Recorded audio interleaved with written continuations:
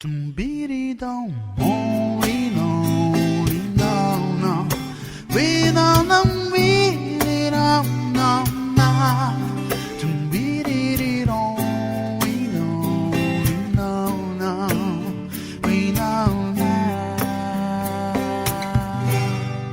És o meu bem-querer, meu mestre, e tudo que tenho vem de tua mão, Senhor, que se estende e me abençoa.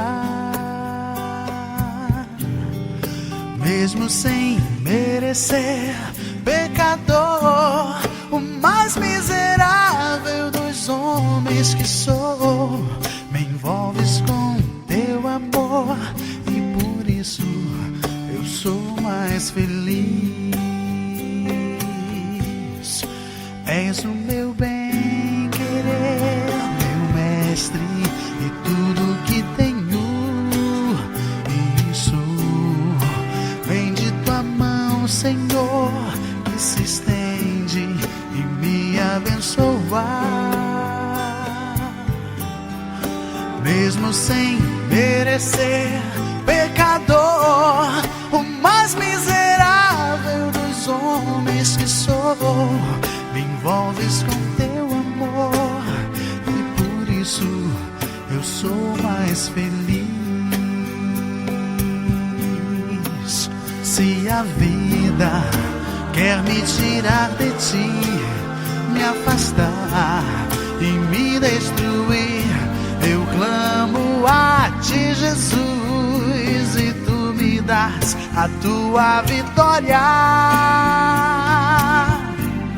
Pois estou bem certo de que nada, nem na morte, nem na vida. Meu querido, minha querida, uma boa noite. É um prazer participar, adentrar o seu lar, desfrutar da sua atenção nesse momento, pois nós passaremos aí cerca de algo em torno de 60 minutos. Então eu quero dizer que desde já é um privilégio, um prazer contar com a sua atenção e a atenção de todos os seus. Meu nome é Alexandre Gouveia Faria, sou pastor da Igreja Batista Central do Fonseca, em Niterói, e nós vamos ter esse momento de celebração, esse momento de culto, de adoração nesta noite. Peço a você que não permita que nada na casa atrapalhe a concentração nessa hora. Não permita que nada desvie a sua atenção daquilo que Deus estará ministrando nesta hora ao seu coração. Seja através da oração, da meditação na palavra, do louvor, Deus vai estar falando a você de maneira muito particular, uma palavra que ultrapassa a palavra do homem, a palavra do pregador. Creia nisso, em nome de Jesus. Nós vamos orar nesse momento e vamos pedir a Deus que nos abençoe nesta hora. Soberano e eterno Deus, muito obrigado, ó Pai, por essa noite maravilhosa que o Senhor nos concede. Obrigado pela manhã que tivemos, pela meditação, pelo culto, pelo encontro virtual que tivemos de manhã. E agora à noite, ó Deus, nós te agradecemos por esse encontro que estamos tendo nesta hora.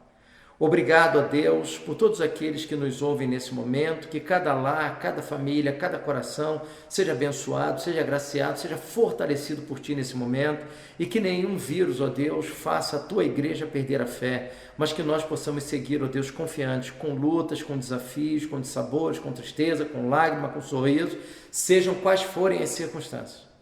Nós vamos seguindo, ó Deus, com a nossa fé firmada em Jesus Cristo, o autor e consumador da fé.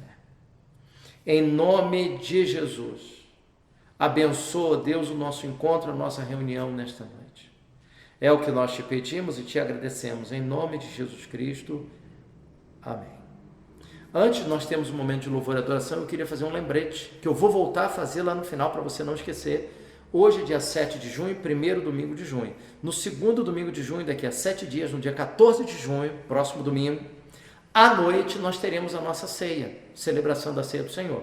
E você está convidada a participar da ceia conosco. Não importa se você não é membro da Igreja Batista Central do Fonseca, esse momento não é um momento exclusivo da igreja. Ele passa a ser exclusivo da igreja quando a celebração é feita nas dependências da igreja, lá na Rua Magnólia Brasil, número 18, no Fonseca, em Niterói. Aí é um momento exclusivo da igreja e daqueles que estão nos visitando.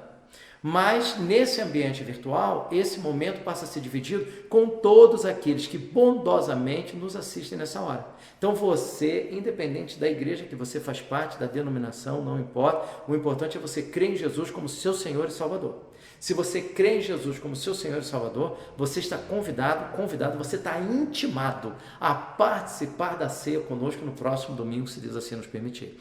Você vai comprar o pão Plus Vita, o pão de forma, picar em pedacinho, de acordo com o número de pessoas na sua casa, e você vai comprar o suco de uva, para você também participar, simbolizando o vinho que Jesus utilizou naquela época. Então, o pão de forma, pedacinhos, e o suco de uva, o cálice pode ser um copo mesmo. Pastor, eu não tenho cálice na minha casa. Não tem problema, pode usar o copo, enche o copo ali, um dedinho ou 2 dedinhos, está ótimo. O importante para nós é o simbolismo desse momento, a importância desse momento. E lá, no próximo domingo à noite, que nós tivemos a ceia, a gente vai meditar no texto de 1 Coríntios que fala sobre a ceia, um texto que trata justamente do beber digna ou indignamente. Você já parou para pensar o que é beber o cálice ou comer o pão indignamente? Se você quiser, você já pode ler 1 Coríntios, no capítulo da ceia, se não me falha a memória, capítulo 11 de 1 Coríntios. E você já vai pensando aí, porque quando nós meditarmos no domingo que vem à noite, se Deus assim nos permitir, você se surpreenderá. Porque pode ser que não seja nada do que você está pensando. Mas a gente vai ver isso lá, deixa chegar lá.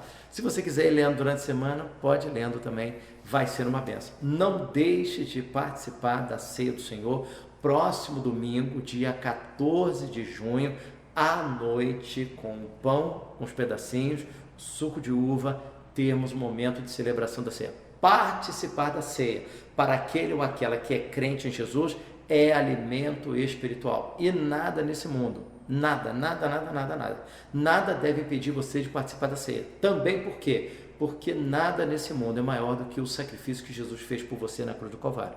Se qualquer falha, qualquer erro, qualquer pecado impede você de participar da ceia, então você está dizendo que esse ato é maior do que aquilo que Cristo fez por você. E não é. O ato de derramar na cruz sangue pelos nossos pecados é o maior ato de toda a história. Tá? Então não deixe de participar. E agora vamos louvar o Senhor em nome de Jesus. Amém.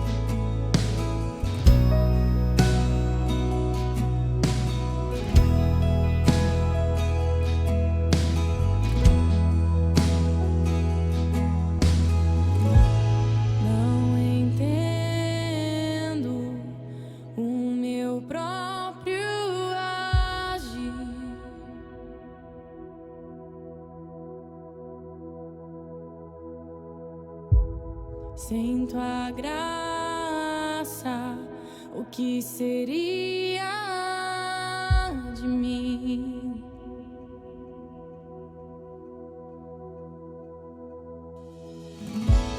Não entendo o meu próprio agir.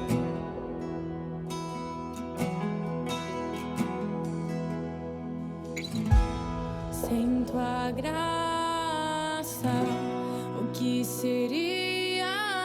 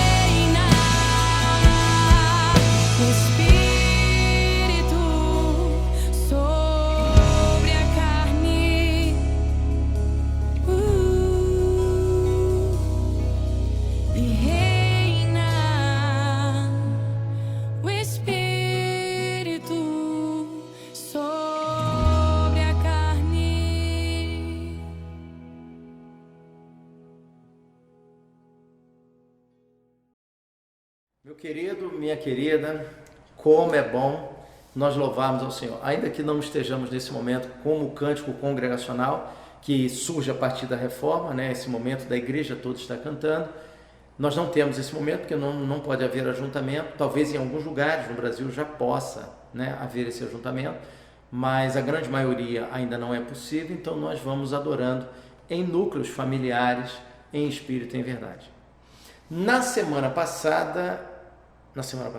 No domingo pela manhã, hoje, nós falamos sobre o assunto que iríamos tratar agora à noite. Não sei se você se lembra, mas nós falamos que existem 4 momentos na Escritura Sagrada em que Deus vai responder não. E esses 4 momentos alcançam grande destaque na Escritura. O primeiro momento que a gente percebe é quando Moisés vai avistar a terra e não vai entrar na terra prometida. Ele, do ponto de vista humano, talvez fosse a pessoa que mais merecesse, mas aprove a Deus que ele não entrasse. Segundo não que se destaca na Bíblia é Davi quando ele intenciona construir o templo. Mas Deus diz a ele que vai ser seu filho que vai construir, seu filho Salomão. Então Deus disse não a Davi. Terceiro não que se destaca na Bíblia é o não na oração do Getsêmani, quando Jesus ora ao Pai e diz a ele: Pai, passa de mim esse cálice, se possível for, passa de mim esse cálice, todavia não seja feita a minha vontade, mas a tua. E Deus, naquele momento, disse não, no silêncio daquela noite, e disse a ele que ele iria beber esse cálice, e graças a Deus que ele bebeu esse cálice, e por isso nós somos salvos em Cristo Jesus. O quarto não, que naquela ocasião nós dissemos que há um quarto não que se destaca na Escritura, mas que a gente não falou sobre ele. E agora nós vamos falar esse quarto não que será alvo da nossa reflexão. O quarto não foi dado ao apóstolo Paulo. Em 2 aos Coríntios, capítulo 12, a partir do verso número 1. Há um espinho na carne. E apesar do apóstolo falar desse homem que vai ter experiências extraordinárias, e ele usa terceira pessoa do singular, apesar dele estar se referindo como se não fosse ele, os estudiosos do Novo Testamento entendem que é um recurso linguístico, e na verdade Paulo está fazendo uma referência a se esse homem é ele que foi arrebatado em espírito e teve até o terceiro céu e ouviu coisas extraordinárias. Esse homem é o apóstolo Paulo. E é esse homem que, segundo alguns estudiosos, era um homem 100 anos à frente do seu tempo, um homem com cidadania, com vários tipos de cidadania, um homem que falava grego, hebraico, aramaico, latim, um homem que conhecia já os sistemas filosóficos que operavam em seus dias, um homem que, segundo alguns estudiosos, como eu disse, que estaria 100 anos, um século à frente do seu tempo, e foi usado poderosamente para escrever várias cartas do Novo Testamento e dirimir assuntos impressionantes, com muita sabedoria. Esse homem orou a Deus 3 vezes para que Deus retirasse dele um espinho. E Deus disse não. Vamos analisar? Segunda carta de Paulo aos Coríntios, capítulo 12, a partir do verso 1. É necessário continuar a gloriar-me, mesmo que isso não sirva para nada. Passarei as visões e revelações do Senhor. Conheço um homem em Cristo que há 14 anos foi arrebatado ao terceiro céu. Então, ainda que ele esteja fazendo uma referência a um homem na terceira pessoa, esse homem dessa experiência é ele. Conheço um homem em Cristo que há 14 anos foi arrebatado ao terceiro céu. Então o judeu entendia que o primeiro céu é o céu atmosférico, esse céu que nós contemplamos com os nossos olhos. O segundo céu é o céu estratosférico, onde estão os planetas, as estrelas, as constelações. E o terceiro céu seria, então, na compreensão judaica, o céu onde está Deus, o terceiro céu. Se isso aconteceu no corpo ou fora do corpo, não sei, Deus o sabe. Eu sei que esse homem, se isso aconteceu no corpo ou fora do corpo, não sei, Deus o sabe, foi arrebatado ao paraíso. Então, terceiro céu e paraíso, nesse contexto, são expressões sinônimas. Primeiro céu, o céu atmosférico. Segundo céu, o céu estratosférico. Terceiro céu, o paraíso, ou o céu onde Deus está. Foi arrebatado ao paraíso e ouviu palavras inexprimíveis, as quais não é permitido ao homem mencionar. Nesse homem eu me gloriarei, mas não me gloriarei em mim mesmo, a não ser nas minhas fraquezas. Mas mesmo que quisesse gloriar-me, eu não seria louco, porque estaria dizendo a verdade. No entanto, abstenho-me de fazê-lo, para que ninguém pense de mim além do que em mim vê ou de mim ouve. Até mesmo sobre essas extraordinárias revelações. Então, o primeiro ponto que eu queria destacar aqui é que nós não estamos falando de qualquer pessoa. Nós não estamos falando de uma pessoa que não levasse o Evangelho a sério. Nós estamos falando de alguém que era comprometido com o reino de Deus, com os valores do reino até as últimas consequências, que foi preso, que recebeu chibatada, que foi acorrentado, que foi, por fim, decapitado, que passou por tudo na sua vida em nome do Evangelho. Então nós estamos falando de um homem que foi usado poderosamente por Deus, que teve revelações, que teve sonhos, que Deus falou de maneira extraordinária, e ele é considerado o maior intérprete da religião cristã, ou o maior intérprete do evento Cristo. É esse homem que admite que teve revelações extraordinárias, e ele diz ali que há 14 anos foi arrebatado até o terceiro céu, até o paraíso. Então, tudo leva a crer que essa história que está sendo narrada é algo que vem acontecendo nos últimos 14 anos da vida do apóstolo Paulo. Portanto, para que eu não me tornasse arrogante, foi-me posto um espinho na carne. Então, esse espinho, não se sabe que espinho é esse. Existem uma série de especulações, se seria um problema nos joelhos, de articulação, se seria um problema de visão, e Paulo queria escrever e não podia, se seria perseguição dos judeus, se seria um problema de um casamento que causasse grande aflição ao apóstolo. Na verdade, não se sabe exatamente que espinho é esse. Nem no grego se tem a palavra que indica um espinho, alguma coisa pontiaguda, muito dolorida, e é a palavra que é utilizada no grego para esse espinho. Então, em primeiro lugar, nós não sabemos exatamente, nós podemos conjecturar, mas nós não sabemos exatamente qual é o espinho que trazia tanta aflição ao apóstolo Paulo nos últimos 14 anos da sua vida. Segundo lugar, foi-me posto esse espinho. A ideia bíblica é de que havia uma permissão. Houve uma permissão da parte de Deus para que esse espinho estivesse presente na vida do apóstolo Paulo. Então, se existe uma pessoa que merecia ser feliz em Cristo, se merecia uma pessoa que aos olhos humanos não deveria passar por nenhuma aflição, por nenhuma dor, por nenhuma perseguição, por nenhuma tristeza, por nenhuma lágrima, por nenhuma doença, essa pessoa é Saulo de Tarso. Porque ele, de perseguidor da igreja, de assassino, ele se torna apóstolo de Jesus Cristo, é o último apóstolo a ser chamado por Jesus Cristo, e leva essa mensagem, até os reis da terra. É um homem altamente instruído e é alguém que age com tremenda fidelidade a Deus. Eu não estou dizendo que Paulo, com isso, após a conversão, não continuava sendo pecador, porque todos nós continuamos, mas a dedicação desse homem, os registros que nós temos de todos os sofrimentos, de tudo que ele abraçou, em nome do Evangelho de Jesus Cristo, com todas as suas limitações, esse homem não merecia mais sofrer. Mas foi o que nós conversamos hoje pela manhã. Os discípulos seguiram a orientação de Jesus e no meio do percurso, atravessando o lago, possivelmente o lago de Genezaré, eles enfrentaram uma tempestade e o vento que era contrário.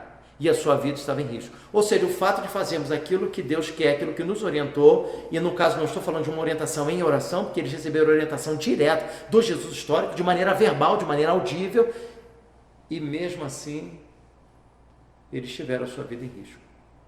E agora nós estamos falando de alguém que teve revelações extraordinárias de Deus, de alguém que foi arrebatado até o terceiro céu, o céu onde está Deus, até o paraíso, de um homem de uma fidelidade extraordinária por Deus. Onde o evangelho for pregado, o nome do apóstolo Paulo aparecerá.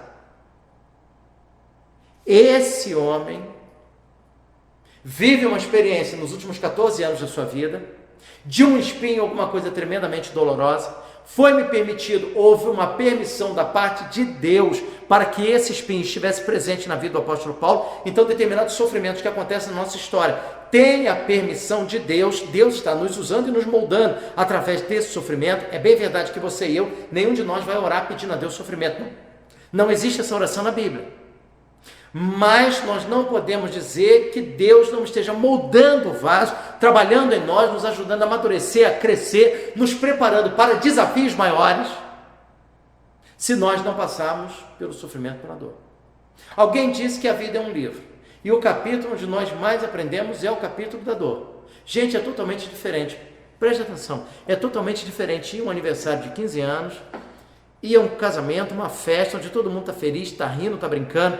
Esse momento, normalmente, provoca pouquíssima reflexão a cada um de nós. Nós estamos ali mais para nos banquetear com quem está dando, com quem nos recebe. Nós estamos ali para nos alegrar. É tempo de festa, é tempo de vida, é tempo de celebração. E Deus ama a celebração que nós fazemos em nome dele. Mas quando nós estamos no sepultamento, quando nós vamos a um velório,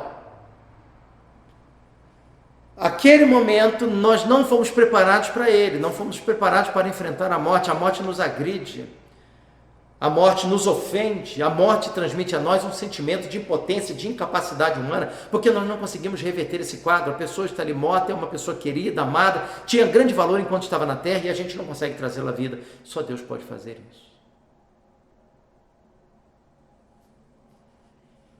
Diferente da festa, a morte, o sepulcro, o cemitério, o velório, ao mesmo tempo em que eles nos agredem e manifestam o nosso sentimento de incapacidade, de impotência, é impossível permanecermos os mesmos. A vida é um livro e o capítulo onde nós mais aprendemos é o do sofrimento. A impressão que eu tenho é que nesses últimos 14 anos, de maneira muito enfática, o apóstolo foi matriculado na Universidade Divina. Isso mesmo.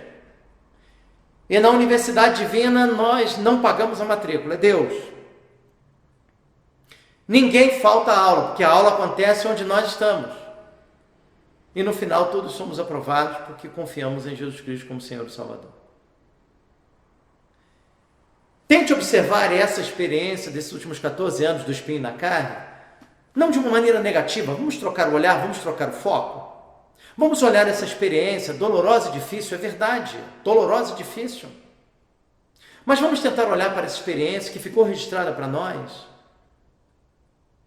como uma sequência de 14 anos na Universidade Divina, onde nós somos matriculados, Deus nos matricula e ninguém falta aula, porque a aula acontece onde nós estamos.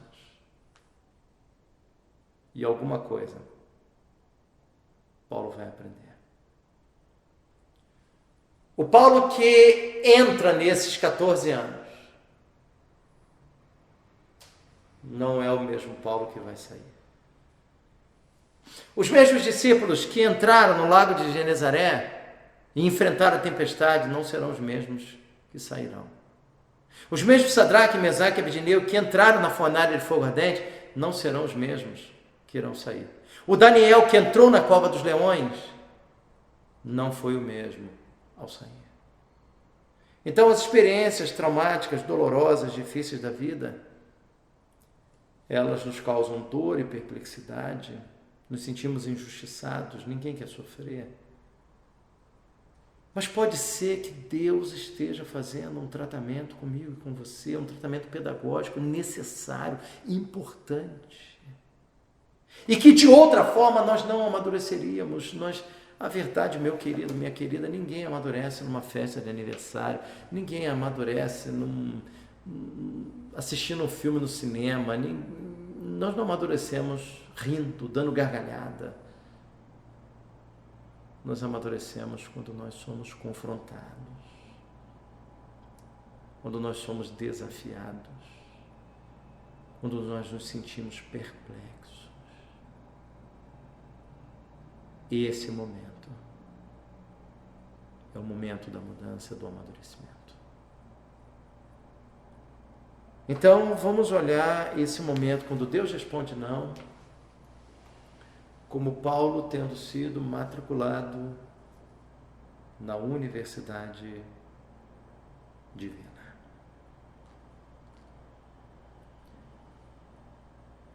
Portanto, para que não me tornasse arrogante. Então, a primeira lição é que nós não sabemos qual é o espinho.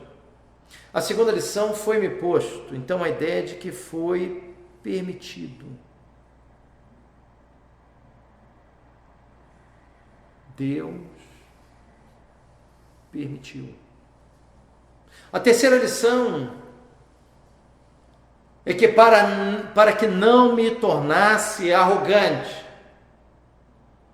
Então, ainda que com o corpo, com os sentimentos, Paulo sinta dor, e ao sentirmos dor, nós podemos orar a Deus pedindo a Ele que retire essa dor, que retire esse peso das nossas costas. Não há nenhum problema em fazer essa oração. Ao mesmo tempo, o apóstolo percebe que esse espinho está sendo utilizado de maneira benéfica para ele, porque ele vai afirmar em dois momentos no verso 7. No início do verso 7, para que eu não me tornasse arrogante. E no final, para que eu não me tornasse arrogante. Ele repete no final do verso 7. Duas vezes ele vai dizer, olha, para que eu não me tornasse arrogante. Então, era necessário que Deus fizesse alguma coisa. Caso contrário, Paulo correria um sério risco de, dadas as revelações, toda a capacidade, toda a influência, o maior intérprete da religião cristã, ele se tornasse arrogante pela grandeza das revelações e das oportunidades que Deus concedeu a ele. Ele era um homem sujeito às mesmas falhas, às mesmas tentações, às mesmas aflições que eu e você. Ele não era um ciborgue evangélico.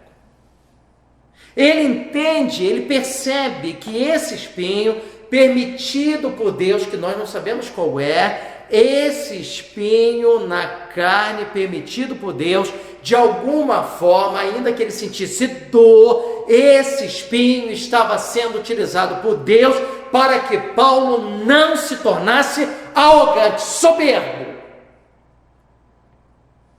Deus, ele resiste aos soberbos e concede graça aos humildes. Quarta lição. Se por um lado mexe com a nossa curiosidade o fato de nós não sabemos qual é o espinho, se é uma dor no joelho, se é um problema de articulação, divisão, perseguição dos judeus, casamento, seja lá o que for, há uma sabedoria divina em não revelar que espinho era esse, que Paulo poderia escrever qual era esse espinho. Ele sabia, ele sentia. Olha que coisa interessante. Se por um lado a nossa curiosidade é aguçada, de nós queremos saber que espinho é esse, por outro lado, há uma beleza divina em Deus não permitir que Paulo dissesse qual é o espinho. E por que uma beleza? Porque eu e você podemos nos identificar com ele. Se ele dissesse, por exemplo, que o espinho era um problema de articulação nos joelhos que dificultava ele andar, então só as pessoas que têm problema de joelho iriam se identificar com Paulo. Se Paulo dissesse, não, o problema do meu espinho é um casamento, é uma esposa que me dá muito trabalho, muito aborrecimento, eu não consigo compreender e a gente se desentende, então esse espinho na carne então seria aquela esposa. Quem não tem uma esposa assim, então não teria espinho na carne. Ou o espinho na carne fosse uma visão, ele estava perdendo a sua visão, queria escrever, não queria, não conseguia, tinha que usar o amanuense, ditar, e aí não ficava tão bem quanto ele gostaria, ele queria escrever. Então só aqueles que teriam algum problema de visão, então esses é que se sentiriam identificados com o apóstolo Paulo. Quando a sabedoria divina não permite que ele descreva que espinho é esse, existe uma beleza nisso, porque todos nós podemos nos identificar com ele, seja qual for o espinho que eu tenho, seja qual for o espinho que você tenha, a verdade é que nós podemos nos identificar com ele, porque assim como ele tinha um espinho, e nós não sabemos como é, e graças a Deus por isso, nós também podemos nos identificar com ele, porque cada um de nós tem o seu espinho.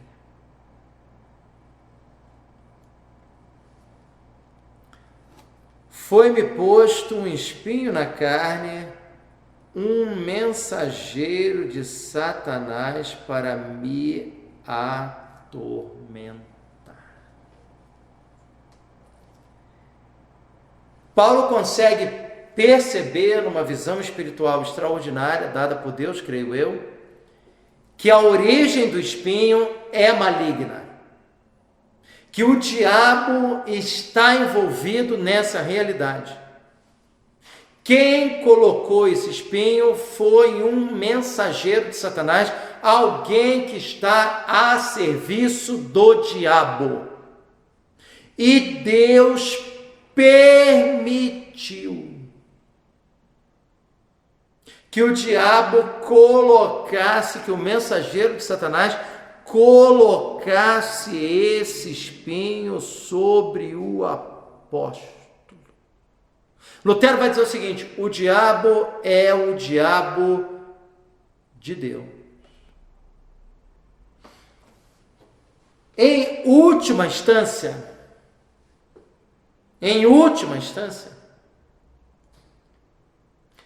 o diabo também é servo de Deus.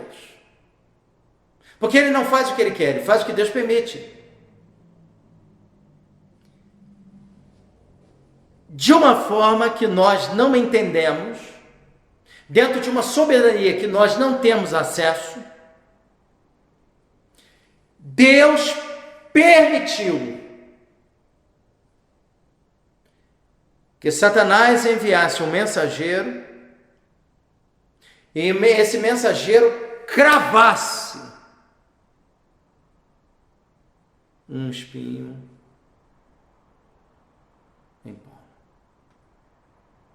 Você consegue perceber que no meio do mal, Deus, com uma pinça que só Ele tem, Ele é capaz de extrair o bem do meio do mal? Isso aos nossos olhos é praticamente incompreensível. Mas como que Satanás pode estar a serviço de Deus?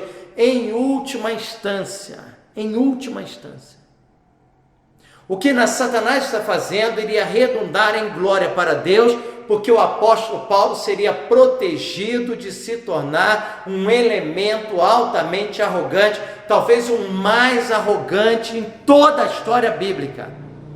E o diabo que colocou esse espinho através do seu mensageiro, talvez para tentar causar sofrimento e dor em Paulo pura e simplesmente, ou tentar algo ainda pior, não sabia, não conseguia dimensionar que em última instância esse espinho estava sendo utilizado para glorificar o nome de Deus, e o apóstolo não se tornaria arrogante, porque foi permitido que fosse cravado em sua carne, em seu corpo, um espinho que nós não sabemos qual é, mas que todos nós podemos nos identificar com ele, porque cada um de nós tem o seu espinho, e ainda que o diabo tenha, ou seja, um instrumento desse espinho na minha vida ou na sua vida, aprove a Deus permitir esse espinho, e de alguma forma esse espinho está sendo usado para a glória de Deus e para o nosso benefício espiritual, ainda que eu e você soframos com isso.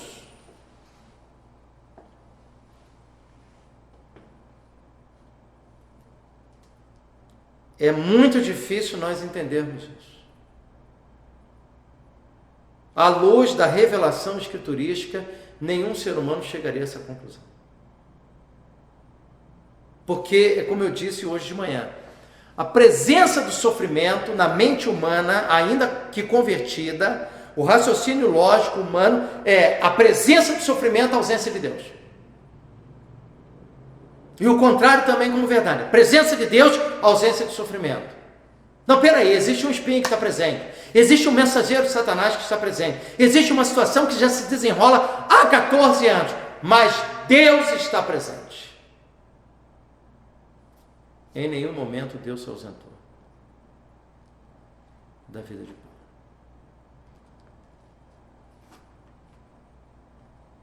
Verso 8. Pedi ao Senhor 3 vezes que o tirasse de mim. Em 3 ocasiões,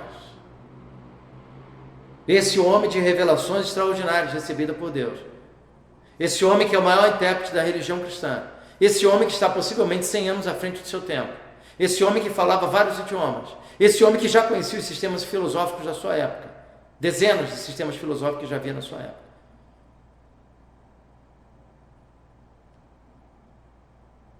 Esse homem orou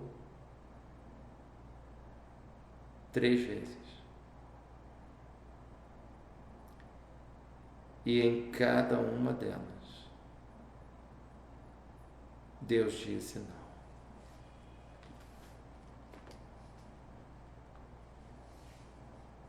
Não, Paulo. Eu não vou tirar essa espinha.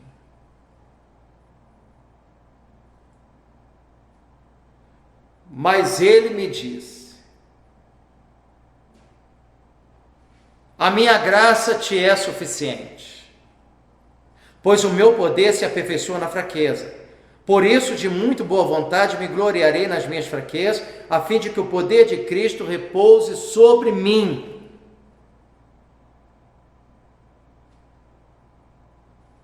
A minha graça te basta. A graça de Deus poderia se manifestar na vida do apóstolo em relação a esse assunto de 2 formas diferentes. A graça de Deus poderia se manifestar de maneira imediata, após a primeira oração, na primeira súplica, no primeiro pedido, quando Paulo colocou o seu coração contrito diante de Deus, pedindo a Deus que tirasse dele esse espinho. Imediatamente o Senhor ia lá e tirava esse espinho. Então a graça se manifestou de maneira extraordinária, de maneira imediata. Mas a graça poderia se manifestar de uma segunda forma. Em Deus dar condições ao apóstolo de suportar o espinho. Qual das 2 manifestações você gostaria? A primeira, que o espinho fosse tirado imediatamente. Ou a segunda, que o espinho fosse mantido, mas que a graça fosse derramada. Eu preferia a primeira, que o espinho fosse retirado imediatamente. Fiz a oração, 5 minutos depois, Deus foi lá e tirou esse espinho da minha vida, seja qual for o espinho. Só que aprove a Deus a segunda opção, de que a graça de Deus iria se manifestar na vida do apóstolo, em Deus dar condições a ele de suportar o espinho. A minha graça te é suficiente, a minha graça te basta, porque o meu poder se aperfeiçoa justamente no momento de fraqueza. Por isso, de muito boa vontade, me gloriarei nas minhas fraquezas, a fim de que o poder de Cristo repouse sobre mim. Por isso, eu me contento. Eu me contento nas fraquezas. Como é que pode isso, gente? Eu me contento nas fraquezas, eu me contento nas ofensas. Quem se contenta em ser ofendido, em ser humilhado, em ser constrangido, em ser alvo do preconceito? Quem se contenta com isso? Eu me contento nas fraquezas, nas ofensas, eu me contento nas dificuldades. Todos nós queremos ficar livres de dificuldades e queremos ter a vida mais fácil, prazerosa e próspera possível, dentro de um padrão de honestidade. Todos nós queremos. Eu me contento nas perseguições. Ficar contente por ser perseguido. Eu me contento nas angústias.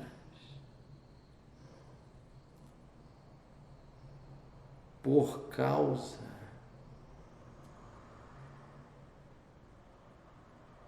de Cristo. Pois quando sou fraco, então é que sou forte. O diferencial nisso tudo não era o que o apóstolo vivia ou deixava de viver. Não era o que ele sentia ou deixava de sentir. Não eram os acontecimentos ao seu redor. Mas se aquilo estava sendo vivido ou experimentado em sintonia com Jesus Cristo, nós só conseguimos ter contentamento quando a nossa existência encontra sentido em Jesus Cristo, autor e consumador da fé. Você só vai viver essa experiência de contentamento quando a sua vida estiver totalmente entregue a Jesus Cristo. É o nosso amor a Jesus Cristo, é nosso amor na vertical a Deus, que vai viabilizar o nosso contentamento na horizontal. Ao tentar encontrar contentamento nas coisas horizontais, desprovido dessa conexão com Cristo, esse contentamento não satisfaz. A nossa vida só encontra o verdadeiro sentido se ela estiver ligada à videira verdadeira, que é Jesus Cristo. Entrega o seu caminho ao Senhor. Confia nele. E o mais Ele fará. Vamos louvar ao Senhor nesta hora. Amém.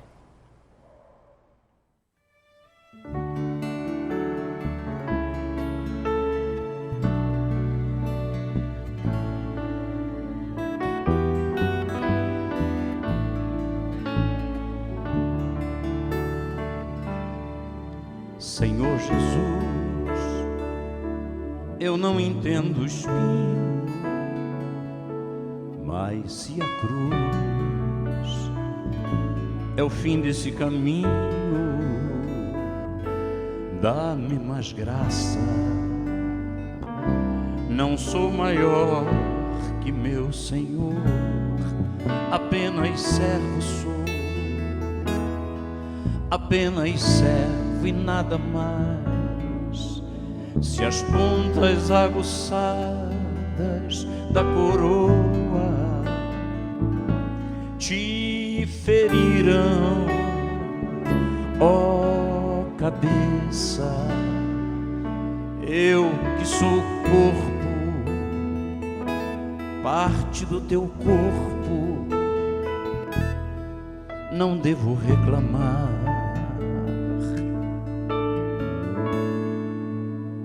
Dá-me mais graça, Senhor, dá-me mais graça.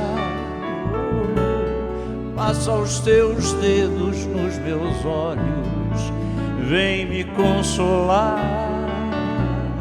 Dá-me mais graça, Senhor, dá-me mais graça.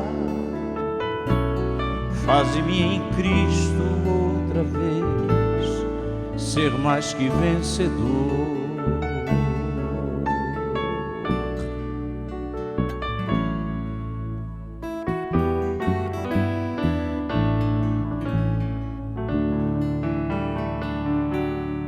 Senhor Jesus, ainda não entendo o espinho, mas se o mesmo faz parte da tua cruz,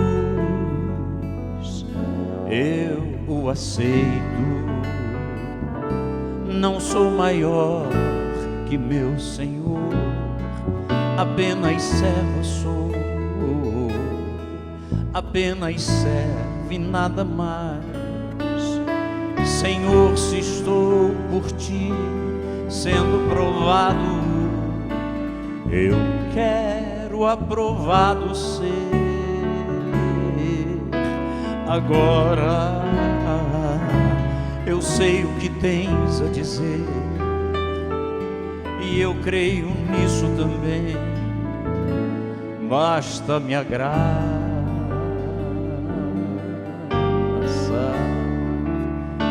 Dá-me mais graça, Senhor, dá-me mais graça. Passa os teus dedos nos meus olhos, vem me consolar. Dá-me mais graça, Senhor, dá-me mais graça.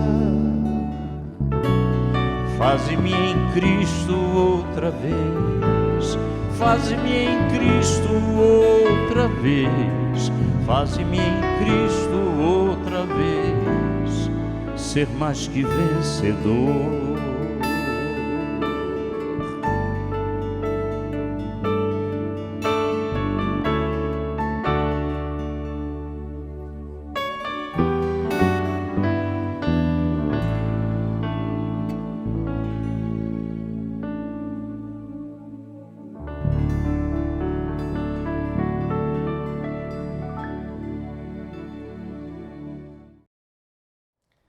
Olha, depois desse dia maravilhoso que o Senhor nos deu, pudemos estar juntos na parte da manhã e agora à noite estamos caminhando para o final. Eu quero mais uma vez agradecer a você que tem acompanhado essas transmissões, a você que tem dado like lá, que tem curtido para nos abençoar, a você que se inscreveu no canal, vai lá, clica em inscrito, clica no sininho para você poder ser notificado daquilo que a gente coloca no canal. E eu já quero adiantar a vocês que esses vídeos eles vão sofrer uma reformulação dentro de um tempo em breve. Aí o nosso canal vai sofrer assim um aperfeiçoamento. A gente está preparando, né? Ainda não temos uma data oficial, mas muito em breve você vai ver uma remodelação desse programa e a gente faz isso com o intuito de abençoar a sua vida, de tornar o programa mais interessante, mais aprazível, para que Deus esteja falando ao seu coração. Então, como eu disse, dá um joinha nesse vídeo, compartilha com quem você conhece, que você sabe que está sofrendo, que está passando por um momento difícil, faz uma lista de transmissão no seu WhatsApp, envia para as pessoas para abençoar. Nós estamos confinados na nossa casa, mas a palavra de Deus não está presa. Então, em nome de Jesus, faça isso. E quero lembrar mais uma vez que nós temos um compromisso no próximo domingo, dia 14 de junho, nós temos um compromisso que será a nossa ceia. Nós tivemos a primeira ceia no segundo domingo de maio e agora vamos ter a segunda ceia no segundo domingo de junho à noite. Então você durante a semana providencia o pão de forma, providencia o suco de uva e você parte os pedacinhos do pão de forma de acordo com o número de pessoas na sua casa, divide lá o cálice, que pode ser o copo, não precisa comprar cálice, não precisa de gastar dinheiro. Se você quiser fazer, amém, mas se você não puder fazer, sem problema algum. Basta o suco de uva, e não precisa ser o mais caro não, você pode comprar o mais simples, sem problema algum. O importante é o símbolo que isso adquire para nós. Nós estamos celebrando a ceia do Senhor até que Ele venha. E já ficou combinado aqui que semana que vem, à noite, nós estaremos meditando em 1 Coríntios capítulo 11, onde a gente vai examinar a questão da ceia, para nós entendermos o que o apóstolo quis dizer com comer e beber indignamente. O que é isso? A gente vai ver semana que vem. E a nossa oração é que você tenha uma semana maravilhosa, que o Senhor derrame graça e misericórdia sobre a sua vida, sobre a sua família, guarde vocês de todo mal, guarde você e a sua família do coronavírus, proteja a todos, sustente a sua casa e haja com provisão sobre a sua família. Nós vamos orar neste momento e logo após a oração nós estaremos encerrados. E mais uma vez eu quero te agradecer pela sua companhia, pela sua atenção, pelo privilégio que você nos dá de adentrarmos o seu lar, a sua casa, estarmos com a sua família.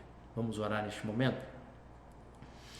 Soberano e eterno Deus, muito obrigado por esse domingo maravilhoso que o Senhor nos deu. Obrigado a Deus pelo momento que tivemos na parte da manhã e agora à noite. Obrigado a Deus por estarmos reunidos e unidos em Cristo Jesus, autor e consumador da fé. Ele é o centro de todas as coisas. E a nossa vida, ó Deus, só alcança o verdadeiro sentido quando cremos em Jesus Cristo como nosso Senhor e nosso Salvador, quando estamos ligados à videira verdadeira que é Jesus Cristo. E nós somos os ramos que temos vida a partir da videira que é Jesus Cristo. Em nome de Jesus, abençoa todos aqueles que nos ouvem. Guarda-os em teu santo nome. Proteja a família brasileira. Que o amor de Deus, o nosso Pai, que a graça salvadora de Cristo Jesus e que as doces consolações do Espírito de Deus seja sobre a vida de todos que nos ouvem, nos assistem nessa hora, seja sobre todo Israel espiritual do Senhor em toda a terra, hoje e sempre. Amém. Que Deus te abençoe e te dê uma excelente semana, em nome de Jesus. Amém.